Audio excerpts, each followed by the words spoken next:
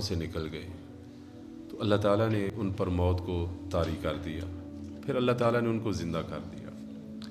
یہ کون تھے؟ ان کا نبی کون تھا؟ یہ اللہ ہی بہتر جانتا ہے۔ قرآن مجید یا کسی صحیح حدیث میں اس کی تصریح یا وضاحت نہیں ہے۔ بہرحال کچھ لوگ تھے بنی اسرائیل کے، موت کے ڈر سے، کہتے ہیں کوئی وہاں پہ مفسرین لکھتے ہیں طاعون پھیل گیا تھا، کوئی وبا پھوٹ پڑی تھی جس کے خوف سے وہ نکل گئے، یا دشمن کے خوف سے وہ اپنے گھروں سے، اپنے شہر سے باہر چلے گئے، موت کے ڈر سے بھاگے تھے، تو اللہ نے ان سب پر موت طاری کر دی۔ نبی نے دعا کی، یا اللہ یہ تو نسل ختم ہو جائے گی، تو جل جلالہ نے ان سب کو زندہ کر دیا، سب کو زندہ کر دیا۔ ان اللہ لذو فضل علی الناس، اللہ بڑے فضل فرماتا ہے لوگوں پر، لیکن اکثر لوگ شکر نہیں کرتے۔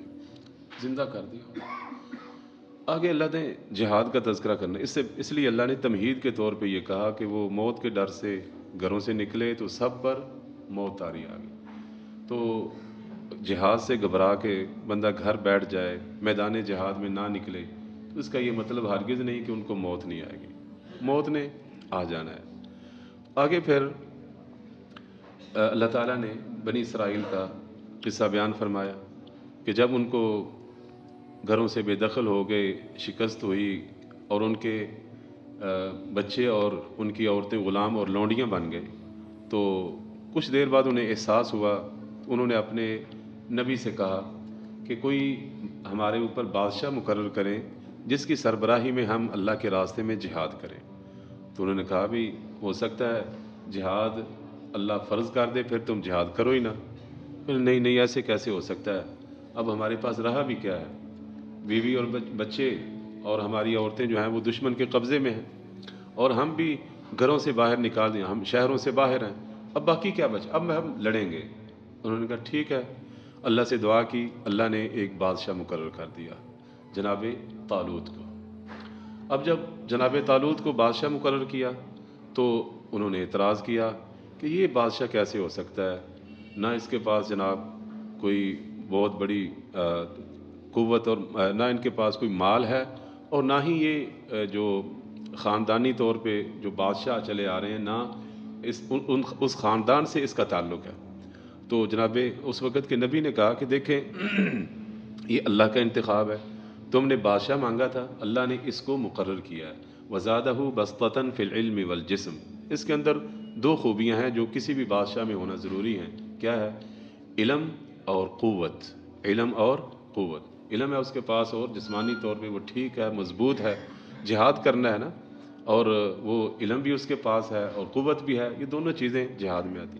وہ سمجھتے تھے کہ شاید بادشاہت کا حقدار وہ ہے کہ جس کے پاس مال زیادہ ہے، اور جو جناب ان خاندانوں کے ساتھ تعلق رکھتا ہے جو بادشاہت، جو حکمرانی کے مزے کرتے آئے ہیں۔ تو اللہ نے کہا ہمارے ہاں یہ معیار نہیں ہے، آج بھی دنیا میں یہی معیار ہے، خاندانی طور پہ جو چلے آ رہے ہیں، بات کرنے کا طریقہ نہیں ہے، کوئی اللہ اللہ کے رسول کی ایک بات تک نہیں آتی، مہر ہم نے انہی کے انتخابی نشان پہ لگانی ہوتی ہے۔ اللہ معاف فرمائے، استغفر اللہ، جن کو دین کا دور دور تک پتہ بھی نہیں، کبھی دین کی انہوں نے بات بھی نہیں کی، ہم نے ان کا انتخاب کرنا ہوتا ہے، کوئی بنی اسرائیل سے ہم بھی کم نہیں ہیں، اللہ معاف فرمائے۔ حالات ایسے ہی ہیں میرے محترم بھائی۔ بہرحال مزید ان کی تسلی کے لیے اللہ نے کہا کہ دیکھو اس کی بادشاہت کے صحیح ہونے کی اللہ کی طرف سے یہ نشانی بھی ہے کہ وہ تابوت جو دشمن تمہارے جو ہے نا وہ پاس سے لے گئے تھے، وہ تابوت بھی واپس آ جائے گا۔ وہ تابوت کیا تھا؟ اس تابوت میں جناب موسیٰ اور جناب ہارون علیہ السلام کی کچھ بقایا جات تھے، مثلا ان کی تلوار ہوگی، ان کا کوئی لباس ہوگا، اسی طرح ان کا عصا ہوگا، اس طرح کی کچھ چیزیں اس تابوت میں، اس صندوق میں تھی۔ تو نشانی یہ ہے کہ وہ تابوت واپس آ جائے گا۔ اچھا کیا ہوا پھر؟ تحملہ الملائکہ، جب انہوں نے بتلایا تو اسی اثناء فرشتے آئے، اور وہ بنی اسرائیل کے لوگ جہاں پہ اکٹھے تھے ان کے سامنے لا کے وہ تابوت رکھ دیا۔ اب جو چاروں نہ چاروں ان کو طالوت کو بادشاہ ماننا پڑا۔ اب جو ہے وہ ان کو لے کر چل پڑے، چلو آؤ بھی اب جہاد کرنا ہے، اب کفار کے ساتھ لڑنا ہے۔ چلتے چلتے آگے گئے، آگے نہر آ گئی، تو تو نہر پہ جناب طالوت نے ان کو حکم جاری کیا کہ اس نہر سے کسی نے پانی نہیں پینا، پانی نہیں پینا۔ اب فرمایا کہ ہاں اتنی اجازت ہے، ایک چلو، یہ اس طرح نا ایک چلو لے کے پی سکتے، اس سے زیادہ نہیں پینا۔ اللہ اکبر، وہ پہلے ہی نافرمانی پہ تلے ہوئے تھے، انہوں نے کہا لو وہ مشکل نہر آئی ہے، آگے پتہ نہیں پانی ملنا بھی ہے کہ نہیں، اس نے ہم پر پابندیاں لا دی، ایسے ہی دھکے سے جناب پابندیاں لگا رہے ہمیں کوئی نہیں۔ وہ جناب انہوں نے لیٹ کے اور جناب منہ اپنے نہر کے اندر ڈال دیے اور خوب پانی بھر کے پیا انہوں نے کہا چلو جی جنہوں نے پانی پیا نا وہ واپس۔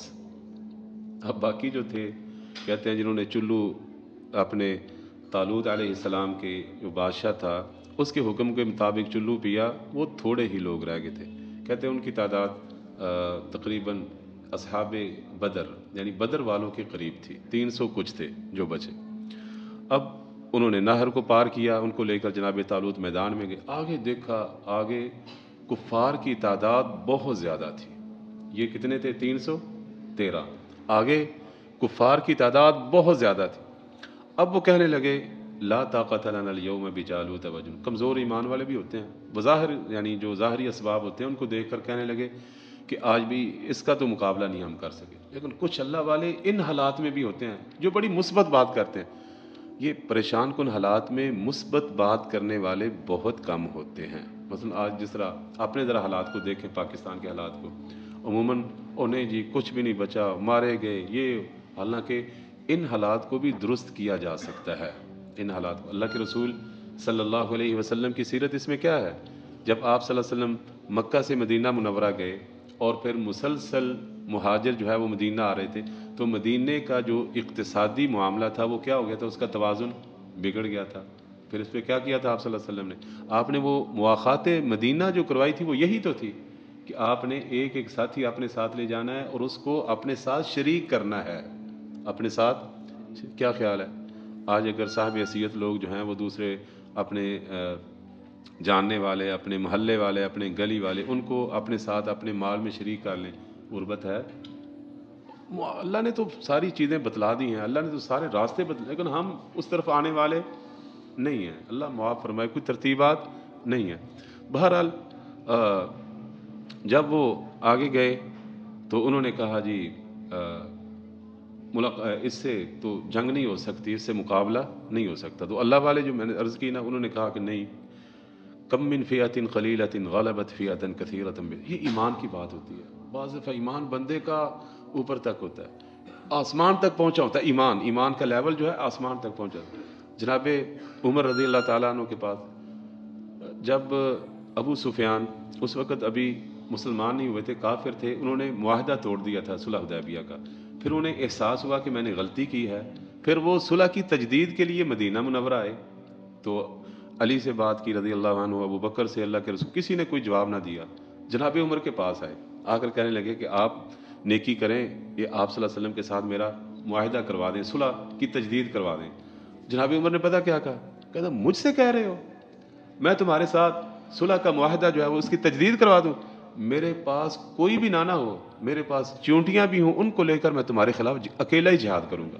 کیسی بات کرتے ہو؟ تو بعض ایمان لوگوں کا بڑا ہی اونچا ہوتا ہے، اللہ کے فضل وہ گھبراتے نہیں ہیں، اور ایسے ایمان والے جب میدانوں میں آتے ہیں نا، اس وقت پھر اللہ کی مدد اور نصرت اترا کرتی ہے۔ تو یہ بھی لوگ اسی طرح کے تھے، کہنے لگے کم من فئۃ قلیلۃ غلبت فئۃ کثیرۃ باذن اللہ، کتنی ہی چھوٹی چھوٹی جماعتیں اللہ کے حکم سے بڑی بڑی جماعتوں پر غالب آ جاتی ہے۔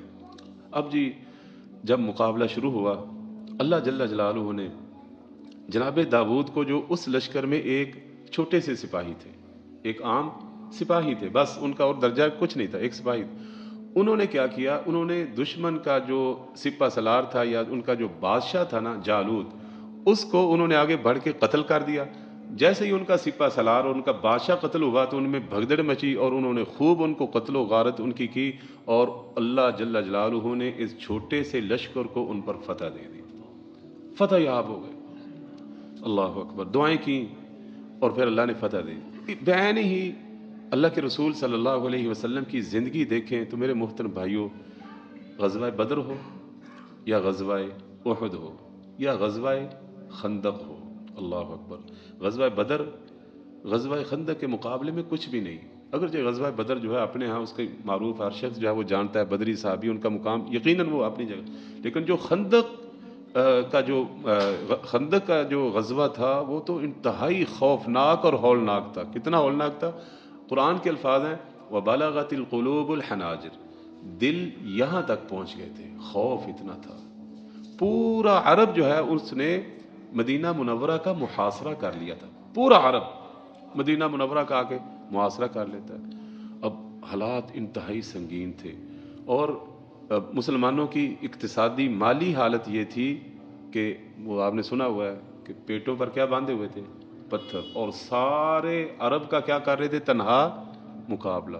اس میں جناب بنو غطفان بھی تھے، اس میں جناب یہودی بھی تھے، اس میں جناب قریش مکہ بھی تھے، سارے آگے تھے. وقف اللہ المؤمنین القتال، پھر اللہ تعالیٰ مومنوں کے لیے اکیلا ہی کافی ہو گیا. اللہ جل جلالہ اپنی دکھاتا ہے قدرت نصرت، لیکن شرط یہ ہے کہ میدانوں میں آئے. آج ہم کہتے ہیں نہیں جی پہلے ٹیکنالوجی اور وہ اور یہ اور فلاں، وہ ٹیکنالوجی لیتے لیتے سارے کفار جیسے ہوتے جا رہے ہیں معذرت کے ساتھ. ایمان ہمارا رہا نہیں. اور یہ جنگ ایمان، جہاد ایمان اور کفر کی بنیاد پہ لڑی جاتی ہے. ایمان کے ساتھ جہاد ہوتا ہے. اسی طرح آپ صلی اللہ علیہ وسلم کے دور میں ہی غزوہ موتا ایک ہوا ہے. غزوہ موتا میں اللہ کے رسول صلی اللہ علیہ وسلم نے 3000 کا لشکر بھیجا تھا یہ شام والوں کے خلاف لڑنے کے لیے، عیسائیوں کے ساتھ. اب 3000 کا لشکر آگے جب گیا تو آگے جو جن کے ساتھ ٹاکرا ہوا وہ پتہ کتنے تھے؟ 2 لاکھ. کتنے تھے؟ 2 لاکھ. اللہ، سیرت کی کتابیں پڑھیں ذرا، الرحیق المختوم پڑھیں، غزوہ موتا اس میں لکھا ہوگا، اس کو پڑھیں ذرا. کیا کمال ہے وہ غزوہ کہ اب دیکھ کر مسلمان پریشان ہو گئے. 3000 کہاں اور کہاں 2 لاکھ.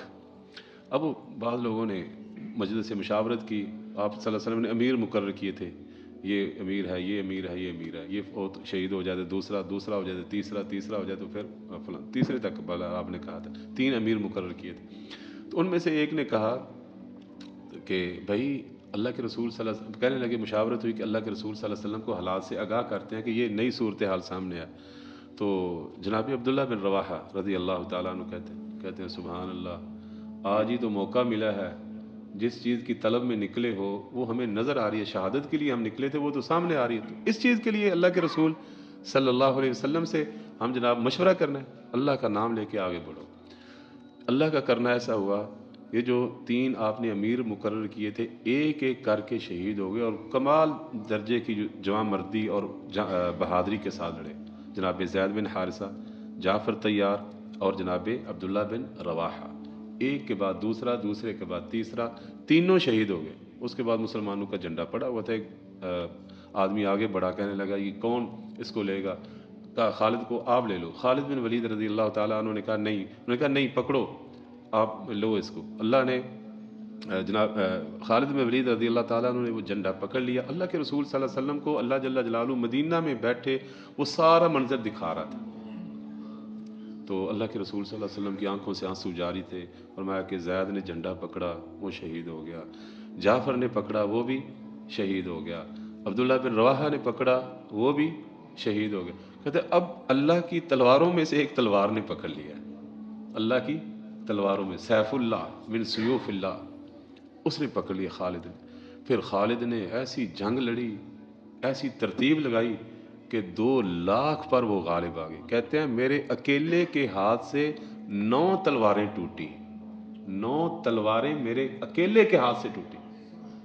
تو 3000 کے لشکر کو وہ بچا کر چند شہادتیں ہوئی، باقی سارا لشکر جو ہے وہ الحمدللہ اللہ کے فضل سے مامون اور محفوظ باقی آ جاتا ہے. تو یہ جنگیں ہوتی ہیں، یہ جہاد ہوتے ہیں، یہ ایمان کی بنیاد پر. جب ایمان کی بنیاد پہ ہوتے ہیں تو اللہ نے نتیجے بھی دکھائے ہیں. یہ ہماری بدبختی ہے، کہنے کو تو ہم کہتے ہیں مسلمان بڑے جناب تھنک ٹینک بیٹھے ہوئے ہیں، پتہ نہیں کیا بیٹھے ہوئے ہیں، کرتے کیا ہیں. ابھی ہماری آنکھوں کے سامنے اللہ تعالیٰ نے مسلمانوں کو بڑی فتح دی ہے، اتنی بڑی فتح کہ شاید اس سے پہلے کبھی اسلام کی تاریخ میں اتنا بڑا صلیبیوں کا لشکر، صلیبیوں کا اتحاد نہیں آیا جتنا بڑا لشکر، جتنا بڑا اتحاد افغانستان میں وہ صلیبیوں کا آیا ہے. اللہ نے کن کو فتح دی ہے؟ ہم تو اتنے بد نصیب ہو گئے ہیں، ہم اپنی فتح کو فتح کے طور پہ بھی لوگوں کے سامنے نہیں پیش کر سکے. یہ ہماری حالت ہے، غلامی کے یہ ہمارے معاملات ہیں. تو بہرحال اللہ نے ان کو فتح دی، اور جناب داؤد علیہ السلام کمال بہادری کے ساتھ لڑے، اللہ نے ان کو بادشاہ بھی بنا دیا اور اللہ نے ان کو نبی بھی بنا دیا۔ تو پتہ چلتا ہے بادشاہت بذات خود یہ بری چیز نہیں ہے، کوئی بادشاہ ہو وہ اللہ کا دین نافذ کر دے وہ ٹھیک ہے، وہ قابل اطاعت ہے، اس کی اطاعت کی جائے گی، اس کی بات کو مانا جائے گا۔ آگے اللہ تعالیٰ نے رسولوں کی بات کی، ہم نے بعض کو بعض پر فضیلت دی۔ یقیناً سارے انبیاء افضل ہیں، سارے انبیاء اعلیٰ برتر ہیں، لیکن انبیاء کے اندر بھی درجات ہیں، کچھ افضل ہیں، کچھ ان سے افضل، کچھ، اور سب سے زیادہ جو افضل ہیں وہ کون ہیں؟ جناب محمد صلی اللہ علیہ وسلم۔ تو بہرحال انبیاء کو آپس میں اس طرح فضیلت دینا کہ دوسرے کی تنقیص کی جائے یہ ٹھیک نہیں ہے، کسی دوسرے کو نیچا دکھایا جائے، العیاذ باللہ یہ کفر ہے۔ سارے انبیاء اعلیٰ اور افضل ہیں، لیکن انبیاء میں سب سے اعلیٰ جو ہیں وہ محمد کریم صلی اللہ علیہ وسلم، تلک الرسل فضلنا بعضهم علی بعض۔ آگے اللہ نے آیت الکرسی اس کا ذکر کیا۔ آیت الکرسی میرے محترم بھائیو یہ بھی اللہ تعالیٰ کا بہت بڑا انعام ہے۔ جناب ابی بن کعب رضی اللہ تعالیٰ عنہ کو اللہ کے رسول نے فرمایا، ابی جانتے ہو سب سے بڑی آیت کون ہے، کون سی ہے قرآن مجید میں؟ کہنے لگے اللہ اور اس کے رسول زیادہ جانتے۔ پھر آپ نے پوچھا تو جناب ابی بن کعب نے کہہ دیا کہ آیت الکرسی سب سے بڑی آیت ہے۔ آپ نے فرمایا اے ابی آپ کو علم مبارک ہو، واقعی یہ آیت کیا ہے؟ سب سے بڑی آیت ہے، اپنی معنی کے اعتبار سے، اپنے مفہوم کے اعتبار سے۔ اس کے اندر توحید ہے، اس کے اندر اللہ جل جلالہ کی وحدانیت ہے، اس کے اندر اللہ کی قوتیں، طاقتیں، صفات ہیں، اللہ تعالیٰ کی کرسی کا ذکر ہے، واسع کرسیہ السماوات والارض۔ اس کی کرسی جو ہے وہ زمینوں اور آسمانوں سے بڑی ہے، اس کی کرسی، اللہ اکبر۔ اس لیے یہ اتنی بڑی عظیم الشان یہ آیت ہے۔ اللہ کے رسول صلی اللہ علیہ وسلم نے فرمایا جو شخص اس کو پڑھ لیتا ہے، رات کو پڑھ لیتا ہے تو ساری رات جو ہے وہ شیطان سے کیا ہو جاتا ہے؟ محفوظ ہو جاتا ہے۔ اور آپ نے اس کے بارے میں یہ بھی فرمایا کہ ہر نماز کے بعد، ہر فرض نماز کے بعد جو آیت الکرسی پڑھتا ہے اس کے درمیان اور جنت کے درمیان کون سی چیز حائل ہے؟ موت حائل ہے۔ مرے گا تو سیدھا کہاں جائے گا؟ اس کا ترجمہ اچھی طرح پڑھ لیں، اللہ لا الہ، بڑے اب میں ٹائم نہیں ہے ورنہ آپ کو اس کا ترجمہ، اس کا کیا بات ہے، اللہ لا الہ، پہلے اللہ کا تعارف، پھر اللہ تعالیٰ کے علاوہ جتنے بھی معبودان باطل ہیں ان کی نفی ہے، پھر اللہ کا اس بات ہے، پھر اللہ کی دو عظیم صفتیں، الحی ہمیشہ سے جو زندہ ہے ہمیشہ زندہ رہے گا، القیوم سارے لوگوں کو قائم رکھے ہوئے ہے، سارے لوگوں کو قائم ہر چیز کو وہ قائم رکھے، ان اللہ یمسک السماوات والارض ان تزولا۔ اللہ فرماتا ہے اللہ نے زمین اور آسمان تھامے ہوئے ہیں، اگر اللہ ان کو چھوڑ دے تو کوئی اور ہے جو ان کو تھام لے؟ اللہ اکبر، کوئی نہیں ہے۔ واسع کرسی، کیا بات ہے، اللہ جل جلالہ اس کی قوت و طاقتوں کی۔ لہٰذا یہ آیت الکرسی اس کو اپنا ہر نماز میں، نماز فرض کے بعد اس کو پڑھنے کی عادت بنے۔ آگے ایمان اللہ نے ایمان کی تعریف بیان فرمائی۔ حقیقی مومن کون ہوتا ہے؟ جو اللہ پر ایمان لاتا ہے اور کفر کے ساتھ، طاغوت کے ساتھ کفر کرتا ہے۔ طاغوت کی نفی ضروری ہے، طاغوت کی نفی، بہت سارے بھائی جو ہے وہ اللہ پر ایمان تو رکھتے ہیں لیکن طاغوت کی نفی بھی نہیں کرتے، طاغوت کی نفی نہیں کرتے۔ جو طاغوت کی نفی نہیں نہ کر رہا میرے محترم بھائیوں وہ ایمان والا بھی نہیں ہے۔ لا الہ الا اللہ کا ایمان ہے کہ اللہ پر ایمان، اور باقی سارے جو معبود جن کی بھی پرستش کی جاتی ہے ان سب کا کیا کیا جائے گا؟ انکار کیا جائے گا۔ یہ ہے حقیقت میں جس نے طاغوت کے ساتھ کفر کیا اور اللہ پر ایمان لایا، اس نے مضبوط کڑے کو تھام لیا ہے جو کبھی ٹوٹنے والا نہیں ہے۔ آگے اللہ تعالیٰ نے جناب ابراہیم کا واقعہ، اسی طرح وہ ابراہیم کا نمرود کے ساتھ، وہ نمرود کہتے ہیں باقی کوئی اور بندہ تھا یا نمرود تھا اللہ کو پتہ ہے، کوئی صحیح حدیث میں اس کا نام نہیں ہے، مناظرہ ہوا تو جب جناب ابراہیم آگ سے بچے تو اس کے بعد اس کے سامنے پیش کیا گیا تو انہوں نے، جناب ابراہیم نے کہا، وہ اپنے آپ کو رب بھی کہتا تھا، تو جناب ابراہیم نے کہا بھی رب تو نہیں ہے، رب تو وہ ہے جو زندہ کرتا ہے اور مارتا ہے۔ کہتا ہے یہ تو کام میں بھی کر لیتا ہوں۔ جناب ابراہیم نے کہا لگتا ہے کہ پاگل سا ہے، اس کو میں اور دلیل دیتا ہوں۔ پھر میں اچھا تو زندہ بھی کر لیتا ہے اور مار بھی لیتا ہے، بڑی تیرے اندر طاقت ہے، تو یہ رہنے دو نا، پہلے یہ چھوٹا سا کام کر لو۔ اللہ تعالیٰ سورج کو مشرق کی طرف سے طلوع کرتا ہے، تو مغرب کی طرف سے لے کے آ۔ اب چپ ہو گیا۔ اللہ نے کہا فبوہت الذی کفر، کافر جو ہے وہاں پہ اس کو کوئی سمجھ نہیں آ رہی تھی، انتہائی پریشان ہو کے ذلیل ہو گیا۔ اللہ ظالموں کو ہدایت نہیں دی۔ اسی طرح اللہ نے ایک اور بندے کا ذکر کیا، وہ جا رہا تھا، کہتے ہیں کوئی نبی تھا بنی اسرائیل کا، وہ اسی طرح ایک شہر تھا جو دشمنوں نے اس کو تباہ کر دیا تھا، گرا پڑا تھا، تو اس نے کہا یہ شہر دوبارہ کیسے آباد ہوگا؟ اللہ نے اس پر موت طاری کر دی، 100 سال اس کو مارے رکھا، پھر اس کو 100 سال بعد زندہ کیا، اس کو دکھایا وہ سارا شہر، تو اس نے کہا اعلم ان اللہ علی کل شیء قدیر، مجھے پتہ ہے کہ اللہ ہر چیز پر کیا ہے؟ قادر ہے۔ یا سورہ بقرہ کے اندر اللہ تعالیٰ نے 4 دفعہ مرنے کے بعد دوبارہ اٹھنے کا ذکر کیا، مرنے کے بعد اللہ نے زندہ کیا ہے، اس بات کی یہ علامت ہے کہ مرنے کے بعد لوگوں نے کیا کرنا ہے؟ اٹھنا ہے۔ بنی اسرائیل کے پہلے جو سارے مر گئے تھے ان کو پھر زندہ کیا، اسی طرح اس کے بعد وہ ایک بندہ جس کا وہ گائے کا حصہ مارا گیا وہ بھی زندہ ہوا، پھر اسی طرح بھی سنا آپ نے، یہ چوتھا یہ بندہ، اور اس کے بعد یہ آگے اور آ رہا ہے۔ پرندوں کو جناب ابراہیم نے کہا کہ آپ کیسے، اے اللہ مجھے دکھاؤ مردوں کو کیسے زندہ کرتا ہے تو؟ اللہ نے کہا ایمان نہیں ہے؟ فرمایا ایمان کیوں نہیں ہے، میں تو اطمینان کلمہ دیکھنا چاہتا ہوں کیسے زندہ کرتا۔ اللہ نے کہا پھر 4 پرندے لے کے آؤ، 4 پرندے لائے، ان کو فرمایا کہ ٹکڑے ٹکڑے کر کے نہ گوشت ان کا ملا لو اور 4 مختلف پہاڑوں پہ رکھ دو، رکھ دیا، سب گوشت ملا کے نا 4 پرندے تھے ان کو رکھ دیا مختلف 4 پہاڑوں کی چوٹیوں پر، فرمایا اب ان کو بلاؤ، تو بلایا، ہر ایک کے پر، ہر ایک کے وہ گوشت جو ہیں وہ ہڈیاں ایک دوسرے کی طرف اڑ کے گئے، مکمل ہوئے، پھر ان کے سامنے آ گئے کہ اللہ کہتا ہے دیکھ لو اللہ جل جلالہ ہر چیز پر کیا ہے؟ قادر ہے۔ آگے اللہ تعالیٰ نے اپنے راستے میں خرچ کرنے کا بیان کیا۔ میرے محترم بھائی بڑی اہم باتیں ہیں، میں اختصار کیونکہ ٹائم تھوڑا ہے، یہ خرچ کرنے کا جو معاملہ ہے اس میں اخلاص بہت زیادہ ضروری ہے۔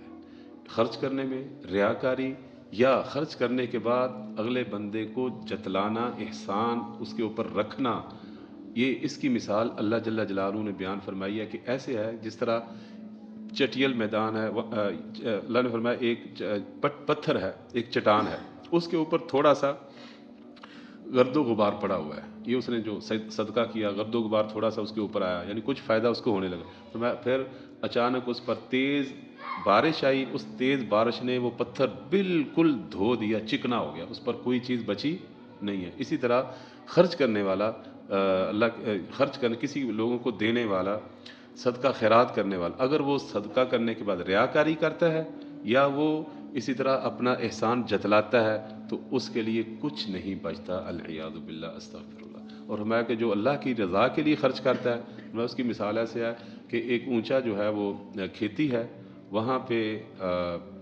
فرمایا کہ بارش پڑتی ہے تو وہ دگنا اللہ کے فضل سے اپنا پھل دیتی ہے، اور اگر بارش نہیں بھی پڑتی تو شبنم کے ذریعے اس کا کام چل جاتا ہے، پھر بھی کام چل پڑتا ہے، آگے جو ہے نا وہ کھیتی چل پڑتی ہے۔ اس لیے اللہ نے آگے فرمایا کہ جو اللہ کے راستے میں خرچ کرتے ہیں، ایک روپیہ خرچ کرتے ہیں مثلا، تو یہ 700 تک بلکہ اس سے بھی زیادہ اللہ جل جلالہ بڑھا دیتا ہے، جتنا زیادہ بندے کے پاس اخلاص ہو۔ آگے خرچ کرنے کے بعد اللہ نے پھر آگے فرمایا صدقات خیرات تو کرنے ہیں لیکن سود والا کام نہیں کرنا۔ جو سود خور ہیں فرمایا کہ وہ ایسے اٹھیں گے جس طرح شیطان نے ان کو بدحواس کیا ہوا ہے، العیاذ باللہ۔ اور حدیث کے الفاظ ہیں، آپ صلی اللہ علیہ وسلم نے وہ کافی سارے آپ کو سیر کروائی گئی، مختلف چیزیں دکھائی گئی، مختلف عذاب دکھائے گئے، ان میں سے ایک سرخ لہو کی خون کی نہر ہے، اس کے اندر بندہ غوطے کھاتا ہوا وہ کنارے پہ آتا ہے، کنارے پہ بیٹھا ایک شخص جو ہے اس کے ہاتھ میں ایک بہت بڑا پتھر ہوتا ہے، وہ اس کے منہ میں ڈالتا ہے، پھر وہ واپس چلا جاتا ہے، اسی طرح غوطے کھاتا ہے، اسی طرح اس کے ساتھ یہ سلسلہ کیا جا رہا ہے۔ تو آپ نے پوچھا یہ کون ہے؟ فرمایا کہ یہ سود خور ہے، العیاذ باللہ۔ اور اللہ کے رسول صلی اللہ علیہ وسلم نے فرمایا اللہ تعالیٰ سود کھانے والے، کھلانے والے، لکھنے والے اور گواہی دینے والے سب پر اللہ کی لعنت ہے، اور یہ لعنت کے اندر سارے کے سارے برابر ہیں۔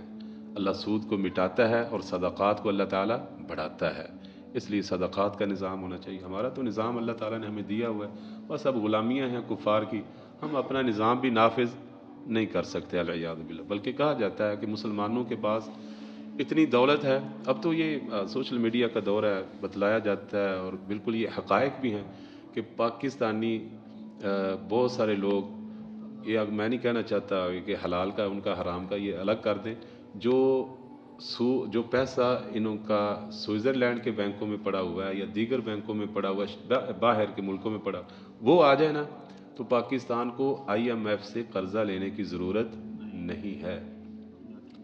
لیکن کون ادھر پوچھنے والا اللہ معاف. تو بہرحال اللہ نے سود کو حرام کیا ہے اور تجارت کو اسی طرح صدقات کے نظام کو اللہ تعالیٰ نے برقرار رکھا. آگے اللہ نے فرمایا سود جب حرام ہے تو ظاہر لین دین کا معاملہ تو ہوگا, قرض لینا پڑے گا. تو فرمایا جب قرض کا معاملہ کرو, قرض لینے دینے میں کوئی حرج والی بات نہیں ہے, اس کے بھی بڑے فضائل ہیں, لیکن فرمایا اس کی شرط یہ ہے کہ اس کو لکھ لو.